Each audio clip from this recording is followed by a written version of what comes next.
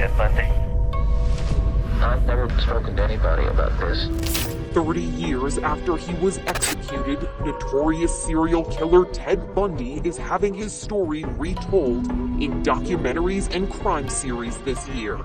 The Netflix original Conversations with a Killer, the Ted Bundy tapes, uses video and audio recordings of interviews with Bundy to get inside his mind. Yeah, I'm just a normal individual. So who was he, and why are true crime fans still fascinated with him decades later? Ted Bundy killed more people in more states than anyone we've ever heard of. He was born Theodore Robert Cowell in 1946 to an unwed mother and was partially raised by his grandparents. He moved around the country as a child, eventually landing in Washington State, where his mother married a man named John Bundy. Biographers say he was bright and charismatic. His good looks and charm helped him gain acceptance into political circles. He could be the guy next door. Your fiance, your husband, your boyfriend, your lover. And then that evening, by his own determination, at his own discretion, transform himself into perhaps the most diabolical killer we've ever known. He enrolled in law school in 1973, but by the following year seemed to lose interest and dropped out. While authorities don't know when Bundy first started to kill, the earliest crimes they were able to link to him were in Washington State in 1974. A college student was badly beaten and sexually assaulted in her basement apartment. And after that, young women in the state started disappearing every month until the summer. Around that time, Bundy moved to Utah, where authorities say his killing spree continued. The cute driver leaned over and rolled down the passenger window and asked me if I'd like a ride. Rhonda Stapley claims she encountered Bundy one night while she was waiting for a bus. She says he offered her a ride and she accepted. I thought that he was going to kiss me. Instead, he said very quietly, "Do you know what? I'm going to kill you." Stapley claims he drove her to a remote area where he tried to strangle her, but she escaped. Many other victims weren't so lucky. Bundy admitted to killing at least 30 women, abducting, raping, and strangling them. He also revisited his crimes by going back to view the corpses he left behind, or bringing them home and continuing to assault them, sometimes sexually.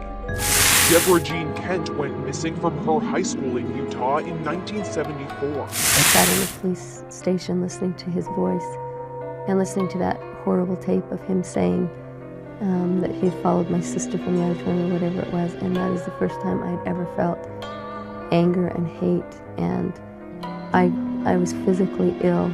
Bundy was arrested in Utah in 1975 after being placed under surveillance for suspicious activity. He was arrested and convicted of kidnapping and assault of one victim. He escaped custody, but was recaptured in Colorado. He escaped once again in 1977 and made his way to Florida, where investigators say he claimed 6 more lives. Once again, it was a traffic violation that brought him down. He was put on trial in which he partially defended himself. Bundy was convicted of murder, but that didn't stop him from trying to carry on with his life. Will you marry me? Yes, I will. And I do hereby marry you.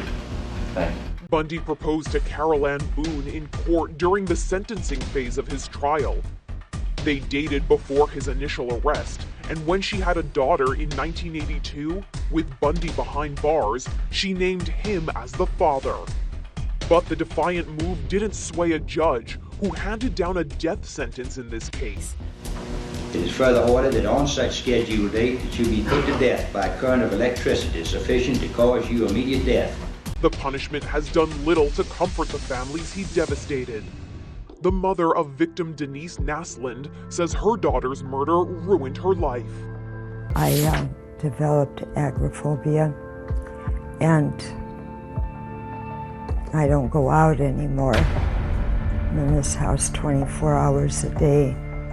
It's like dying. I just think of how things were before Ted Bundy came into our lives. Nothing's the same anymore. While he confessed to many crimes, investigators say he recanted many statements and couldn't be trusted to tell the truth. Ted Bundy was executed by electric chair in Florida on January 24, 1989, at age 42, taking his secrets with him about the full and true extent of his reign of terror.